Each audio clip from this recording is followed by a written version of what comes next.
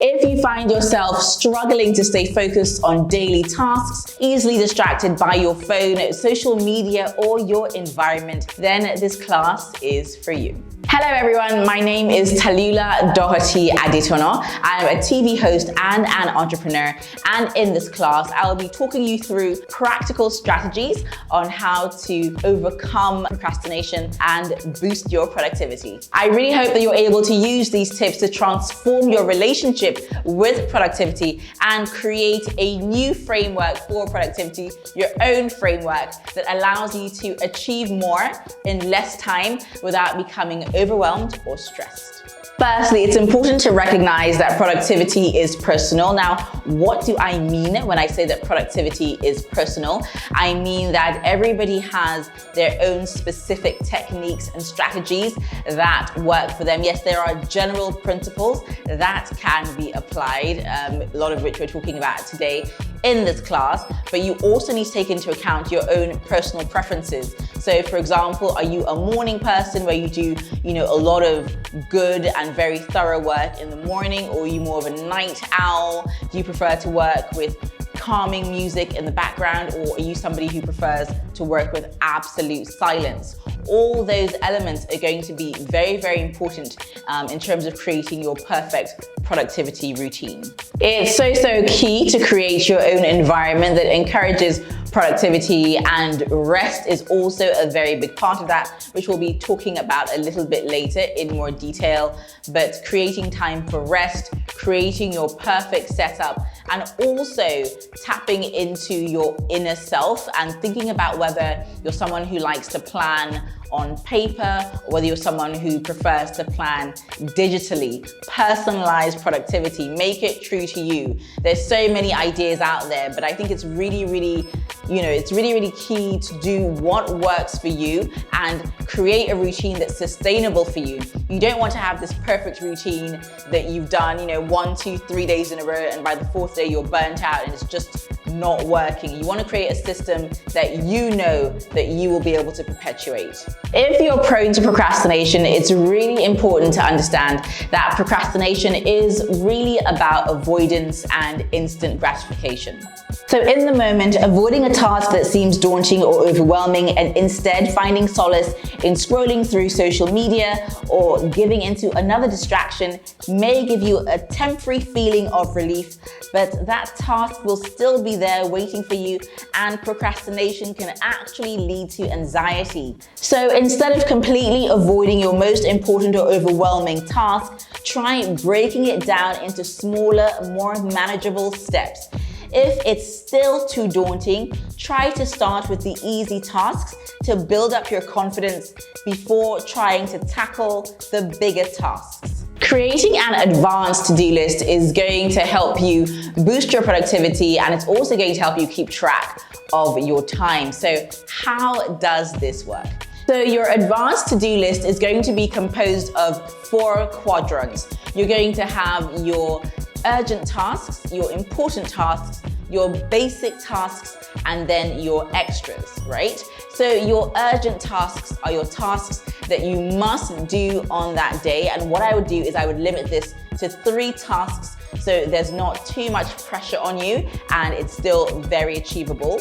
Your important tasks and your basic tasks are still, important, but you don't have to do everything. You can just plow through them at your own pace. And when it gets, to the end of your working day and it's time for you to stop, just do a hard stop and leave them for the next day. And your extras are anything that you're going to do if you have time at the end of your day. Your extras can also be hobbies or fun activities you want to do with family or friends. You can put those in your extras column so you do not forget about them, and you make time in your day for balance. You're working, you're doing your urgent tasks, your important tasks, if you have time, your basic tasks, and you're also making time for rest and relaxation, and to also catch up with your loved ones. Deep work is a term coined by Cal Newport in his book, Deep Work: Rules for Focused Success in a Distracted World. He defines deep work as a professional activity performed in a state of distraction-free concentration that pushes your cognitive abilities to their limit. General principles of deep work are eliminating social media, so important, and distractions while you're trying to get work done. So first off, you can turn off notifications on your phone from all your social media platforms and also email and text notifications. These will make sure that you don't shift out of that deep work state. Also, do you ever find that when you're trying to get work done, you'll get tons of different thoughts coming into your mind? Maybe it's somebody you have to call, maybe it's a TV show you want to watch, maybe it's an errand you want to do later.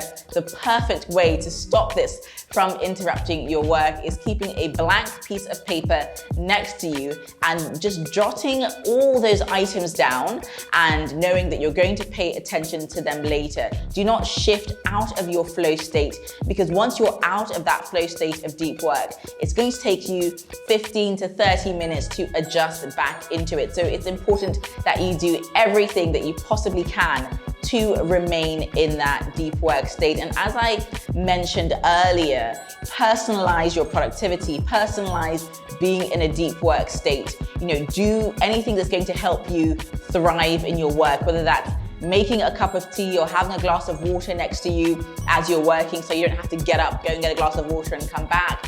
Whether it's having the music in the background, whether it's classical music or calming music, whatever works best for you, incorporate it into your routine so you have the best chance of success. When preparing to be productive, think of how the work you're going to do is actually going to benefit your future self. Now, this could be in terms of taking the pressure off of yourself at a later date.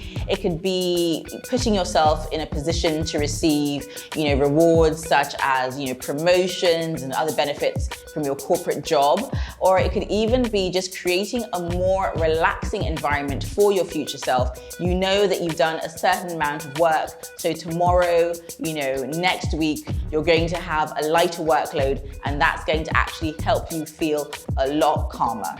Productivity is really being able to maximize your time and working to the fullest of your potential. And it's also key to note that productivity actually compounds. The more productive you are, the more productive you want to be. And, over time, you are going to reap those rewards. Just like you get rewards for using your credit cards, you get rewards, you rack up points, reward yourself for hitting your productivity goals. This could be treating yourself to your favorite food, to an outing, whatever it is that you like, incorporate that into your productivity process. Therefore, as you're working towards your goals, you know that there's a light at the end of that tunnel. You're going to get a nice, fat, juicy reward at the end of your work.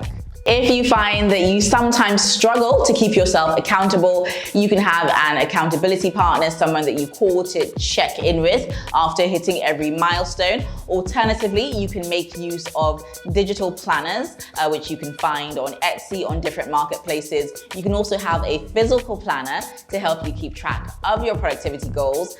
And you can also make use of habit trackers. A scientific study has shown a link between physical activity and imagination. Its findings show that active people come up with more ideas, and if you've ever come up with an idea while in the gym or out for a walk or run, then you can attest to this fact.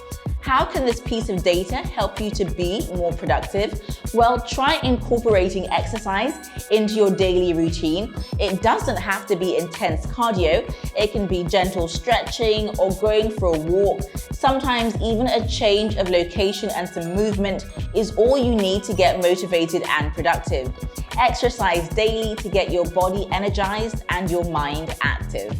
Sometimes the biggest impediment to your work is the blank page or the blank computer screen. I know, shock, horror. That is why I advocate for using a technique called pre-work. What this means is that you're going to create an archive of ideas to pull from, so you always have an anchor or a starting point. The way you can go about doing this is that whenever you have an idea, a thought, write it, put it in your notes app in your phone, jot it down in your notepad or your jotter.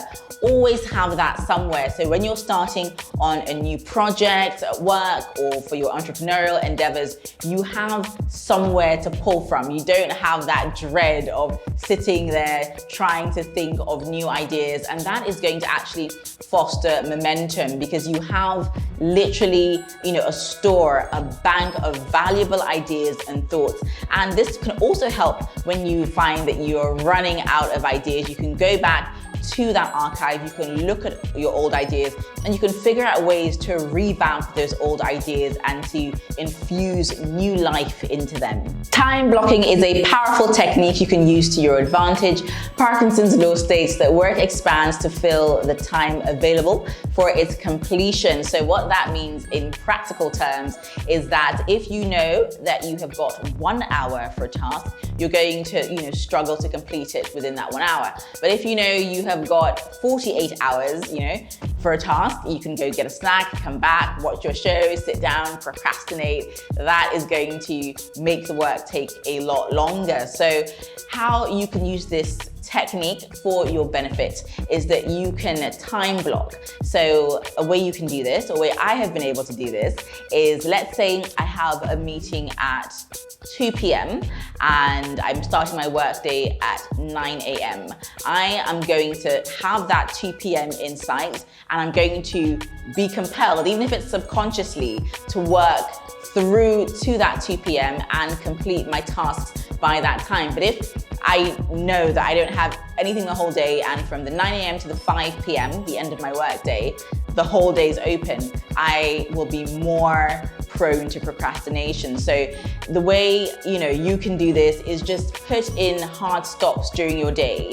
If you want to go for lunch at 1 p.m. and you're starting work at 9 p.m., try to structure that to-do list I mentioned earlier, the quadrant to-do list, in a way that you'll finish doing your most important, most urgent tasks by that time, by your afternoon, by your lunch break. And after that, you can schedule your other tasks that are less important. Putting in hard stops and time blocking is a way that you can motivate yourself, especially if you are someone who is prone to procrastination, prone to leaving things to the last minute. This is a technique that can help you trick your brain into, thinking your deadlines are much closer than they actually are, and giving you, a lot more time to do your work. Now, I'm going to be honest with you, you're not going to feel productive every single day. It's literally impossible. We're not robots, we're humans. We have our good days and we have our bad days.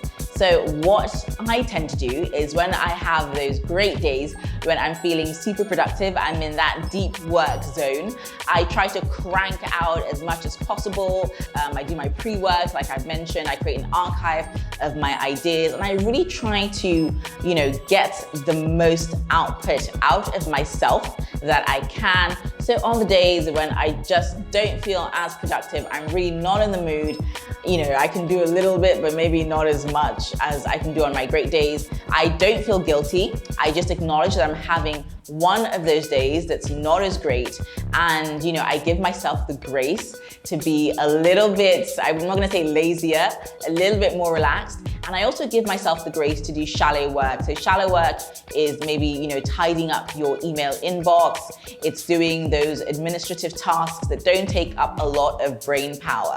That is also work. And that's what I would advise you guys to do as well on the days when you're just not feeling it. Don't beat yourself up, take a break. Know that you have ups and downs, and that is also part of productivity. Also, if you can, I would suggest outsourcing outsourcing. Outsourcing is a great way of getting some of the work off your plate that you either don't really want to do, may not be your strong suit, or you just don't have the time. By outsourcing to somebody who's very, very competent, who has those skills, you are creating extra time in your schedule, and you have the peace of mind knowing that the work is going to be carried out to a very high standard. The way I would suggest you can outsource is by using platforms such as Fiverr or Upwork.